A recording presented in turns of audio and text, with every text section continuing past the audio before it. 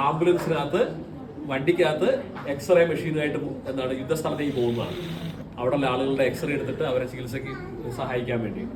അപ്പോൾ മെരിക്യൂറിയുടെ കഥ വളരെ പ്രധാനപ്പെട്ട ഒരു കഥയാണല്ലോ. നിങ്ങൾക്ക് അത്യാവശ്യം നിങ്ങൾ വായിച്ചിട്ടുണ്ടാവും ഞാൻ കരുതുന്നു, അല്ലെങ്കിൽ ഞാൻ പോകുന്നില്ല.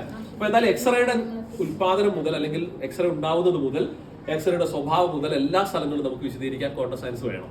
മാത്രമല്ല, നിങ്ങൾ അവിടെ കണ്ടിരുന്നോ എക്സ്റേയുടെ ട്യൂബ്? തിരക്കിനിടയിൽ ആരും ശ്രദ്ധിച്ചിട്ടുണ്ടാവില്ല. നിങ്ങൾ ആദ്യത്തെ ടേബിളിൽ ആ സ്പെക്ട്രോസ്കോപ്പിന്റെ തൊട്ടടുത്ത് ഒരു ഫ്ലാസ്ക് വെച്ചതുപോലെ ഒരു ഉപകരണം ഉണ്ടായിരുന്നു. അതെന്താണ്? ഒരു എക്സ്റേ ട്യൂബാണ്. ഓക്കെ, അപ്പൊ എക്സ്റേയുടെ പ്രത്യേകത നിങ്ങൾ പിന്നെ കോംപ്റ്റൻ ഇഫക്റ്റ് ഒക്കെ കണ്ടിട്ടുണ്ടാവും. എക്സ്റേ ആണ് ഒട്ടനവധി കാര്യങ്ങൾക്ക് നമ്മുടെ ഈ ക്വാണ്ടം സയൻസിനകത്ത് ഒട്ടനവധി കാര്യങ്ങൾക്ക് നമ്മളെ സഹായിച്ചിട്ടുള്ള ആരാണ്? വളർച്ചയിൽ ഏറ്റവും കൂടുതൽ സഹായിച്ചിട്ടുള്ള ഒന്ന് എക്സ്റേ ആണ്. ഉദാഹരണം പറഞ്ഞാൽ നമ്മൾ KLMN എന്നൊക്കെ പറഞ്ഞ കുട്ടികൾ പഠിക്കുന്നില്ല, ഷെല്ലുകൾ ഇല്ലടോ. നിങ്ങൾ ഇപ്പൊ എഞ്ചിനീയറിംഗ് പഠിക്കുന്ന ആളുകളല്ലേ? ഈ ഷെല്ലുകൾക്ക് KLMN എന്ന് പേരിടാൻ കാരണം എന്താ? വെറുതെ ചോദിച്ച് കുഴപ്പിക്കുന്നതല്ലേ? നിങ്ങൾ കുഴപ്പമില്ല, നമ്മൾ ആരെയും പഠിപ്പിച്ചിട്ടില്ല. അത് നമ്മളത് അങ്ങനെ ഹിസ്റ്ററി പഠിച്ച പോലെ പഠിച്ചതാണ് അല്ലേ? ഇനി മുതൽ ഇങ്ങനെ ആയിരിക്കും എന്നുള്ള രീതിയിൽ. ഓക്കെ, ആക്ച്വലി ABCD ഇടാതെ നമ്മുടെ KLMN തുടങ്ങാനൊരു കാരണം എക്സ്റേ ആണ്. കാരണം 1917 ഏകദേശം അവിടെ മറ്റേ ടീം വന്നിട്ടുണ്ടാവും. അല്ല, ഇവരെ എത്തിക്കോളാം. അപ്പൊ എക്സ്റേ എന്താണ്, അവിടെ ഒരു 100ഓളം പേര് നമുക്ക് എക്സ്പ്ലെയിനേഴ്സ് ആയിട്ട് ഓരോ ജില്ലയിൽ നിന്ന് വന്നിട്ടുണ്ട്. അവർക്ക് ഇതേപോലെ ക്ലാസ് കൊടുക്കും. അപ്പൊ എന്താണ്, നമുക്ക് എക്സ്റേയുടെ പഠനം നടത്തിയിട്ട് നോബൽ പ്രൈസ് 1917 ഫിസിക്സിൽ കിട്ടിയിട്ടുള്ളത് ബെർക്ക്ലെ എന്ന് പറഞ്ഞ സയന്റിസ്റ്റാണ്. അപ്പോൾ പുള്ളി എന്താ വെച്ചാൽ അതുവരെ ഉണ്ടായിരുന്ന എക്സ്റേ എല്ലാം എന്ത് ചെയ്തു, അതിന്റെ ശക്തിയുടെ അടിസ്ഥാനത്തിൽ, തുളച്ചു കയറാനുള്ള കഴിവിന്റെ അടിസ്ഥാനത്തിൽ സീരീസ് ആയിട്ട് രേഖപ്പെടുത്തി. അപ്പോൾ പുള്ളി പേരിടുമ്പോൾ അദ്ദേഹം ആലോചിച്ചത്, ഇനി അതോ ഇതിനേക്കാൾ ശക്തിയേറിയ ഒരു എക്സ്റേ വന്നാൽ എന്ത് ചെയ്യും? ഇപ്പോൾ ഇടാൻ സ്ഥലം ഉണ്ടാവില്ല, A വെച്ച് തുടങ്ങിയാൽ. അതുകൊണ്ട് പുള്ളി എന്താണ്, ആൽഫബറ്റിന്റെ പകുതിയും തുടങ്ങി, K. കണ്ടാൽ കൂടുതൽ ശക്തിയിൽ വന്നാൽ ഇപ്പുറത്തേക്ക് ഇടാം. ഓക്കെ, അപ്പോൾ KLMN എന്ന് പറഞ്ഞുകൊണ്ട് അദ്ദേഹം എന്താണ് എക്സ്റേക്ക് പേര് കൊടുത്തു. പിന്നീടാണ് മനസ്സിലായത് എക്സ്റേ ഉണ്ടാവുന്നത് ഷെല്ലുകളിൽ നിന്ന് പുറത്തുനിന്ന് ഉള്ളിലേക്ക് ഇലക്ട്രോൺ ജമ്പ് ചെയ്യുന്ന സമയത്ത് എനർജി പുറത്ത് വരുന്നതിന്റെ ഭാഗമായിട്ടാണ്.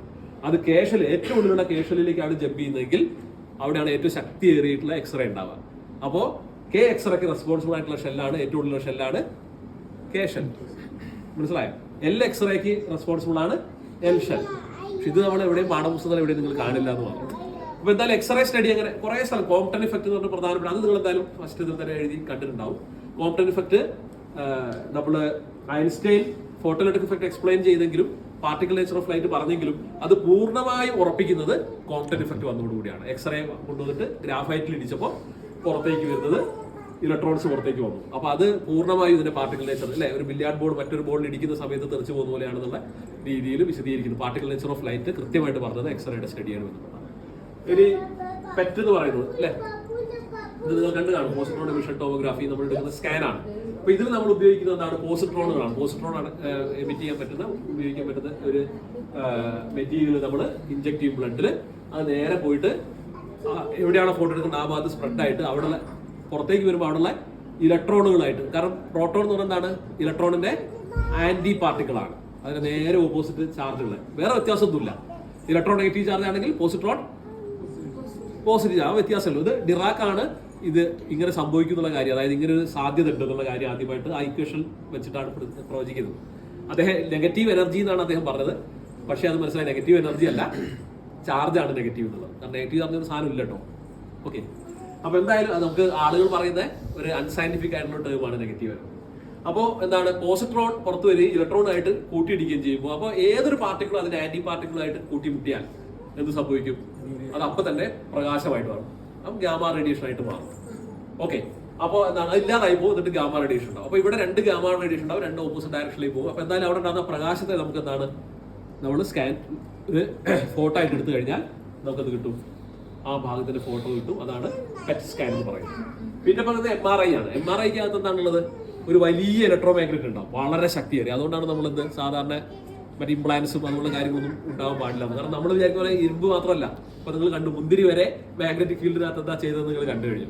അപ്പൊ എന്താണ്, നമുക്ക് അത്രയും ശക്തിയേറിയ കാന്തത വരുന്ന സമയത്ത് ഏതെങ്കിലും രീതിയിലുള്ള മെറ്റൽസ് ഒക്കെ വരികയാണെങ്കിൽ വളരെ വലിയ അപകടമാണ്. അപ്പൊ അതുകൊണ്ടാണ് നമ്മൾ പറയുന്നത്. പിന്നെന്താണ്, പിന്നെ ഇതിനകത്ത് വേറെയുള്ളൊരു മാഗ്നറ്റ് എന്ന് പറഞ്ഞാൽ നമ്മളുടെ ശരീരത്തിലെ വെള്ളത്തിനകത്തുള്ള ഹൈഡ്രജന്റെ പ്രോട്ടോണാണ്. നമ്മുടെ ശരീരത്തിൽ ഏറ്റവും കൂടുതൽ വെള്ളമാണല്ലോ ഉള്ളത്. അപ്പോൾ ഹൈഡ്രജനൊക്കെ പ്രോട്ടോൺ ഉണ്ട്, 2 ഹൈഡ്രജൻ ഉണ്ട് അല്ലെ, അപ്പോൾ 2 പ്രോട്ടോൺ ഉണ്ട്. ഈ പ്രോട്ടോണിന് ചുറ്റുമുള്ള മറ്റ് മോളിക്യൂളിന്റെ സ്വഭാവം, അതിന്റെ എൻവയോൺമെന്റിനനുസരിച്ചിട്ട് ഈ പ്രോട്ടോണിന്റെ കാന്തിക സ്വഭാവത്തിൽ വ്യത്യാസം ഉണ്ടാവും. എല്ലാ പ്രോട്ടോണുകളും ചെറിയ കാന്തങ്ങളാണ്, ഇലക്ട്രോണുകളും ചെറു കാന്തങ്ങളാണ്. അപ്പൊ ഈ ചെറു കാന്തങ്ങളുടെ സ്വഭാവം എന്തിനെ ആശ്രയിച്ചിരിക്കും? അതിന് ചുറ്റുപാടുള്ള മറ്റ് മോളിക്യൂൾസിനെ ആശ്രയിച്ചിരിക്കും. അതായത് തലച്ചോറിൽ ഇപ്പോൾ ഏതെങ്കിലും ഒരു MRI എടുക്കുകയാണെങ്കിൽ അതിൽ ഓരോ ഭാഗത്തിലുള്ള മോളിക്യൂൾസ് വ്യത്യാസം ഉണ്ടാവുമല്ലോ. അതിനനുസരിച്ച് അവിടെയുള്ള വെള്ളത്തിനകത്തുള്ള പ്രോട്ടോണിന് മാഗ്നറ്റിക് സ്വഭാവം വ്യത്യാസം ഉണ്ടാവും.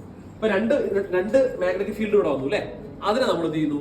ഒരു റേഡിയോ തരംഗം ഉപയോഗിച്ചുകൊണ്ട് നമ്മൾ അതിനെ റെസൊണേറ്റ് ചെയ്യിക്കുന്നു, രണ്ടിനെ ഈക്വൽ ആക്കി മാറ്റുന്നു. അപ്പോൾ ഓരോ ഭാഗത്തും ഓരോ രീതിയിലായിരിക്കും ഈ റേഡിയോ തരംഗങ്ങൾ അല്ലെ, റേഡിയോ വേവ്സിന് എടുക്കുന്നത്. അപ്പോൾ അതിനനുസരിച്ചുള്ള ഡിഫറൻസ്, ഒരു കോൺട്രാസ്റ്റിംഗ് ആയിട്ടുള്ള ഡിഫറൻസ് നമുക്ക് ഉണ്ടാവുകയും അതിൽ നമുക്കൊരു പിക്ചർ ഉണ്ടാക്കാനും പറ്റും. അതാണ് നമ്മൾ MRI എന്ന് പറയുന്നത്. ഇതേ സാധനം ഒരു കെമിസ്ട്രി ലാബിലാണെങ്കിൽ നമ്മൾ ഇതിന്റെ വേറൊരു പേരായിരിക്കും വിളിക്കുക. അതിന് നമ്മൾ വിളിക്കുന്നത് NMR എന്നാണ്, ന്യൂക്ലിയർ റെസൊണൻസ് മാഗ്നറ്റിക് റെസൊണൻസ്. അല്ല, ഇത് മാഗ്നറ്റിക് റെസൊണൻസ് ഇമേജിംഗ്, മറ്റേത് NMR.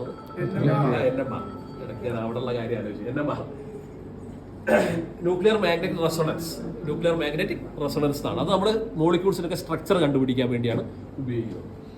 അപ്പൊ ഇവിടെ ഞാൻ പറഞ്ഞ ഇതേ കാര്യങ്ങൾ തന്നെ ആണ് ക്വാണ്ടം കമ്പ്യൂട്ടേഴ്സിന്റെ കാര്യത്തിനകത്ത് വർക്ക് ചെയ്യുന്നത്. നമുക്ക് ഒരേ സമയം വളരെ പെട്ടെന്ന് തന്നെ പല പാത്വയിലൂടെ നമുക്ക് വളരെ പെട്ടെന്ന് എന്ത് ചെയ്യാൻ പറ്റും? കാൽക്കുലേഷൻ നടത്താം. എനിക്കൊന്ന് ഇതിനെപ്പറ്റി നിങ്ങൾക്ക് കുറച്ച് ധാരണ ഉണ്ടാവും എന്ന് വിചാരിക്കുന്നു. അപ്പോൾ തൽക്കാലം നമുക്ക് നിർത്തിയാലോ.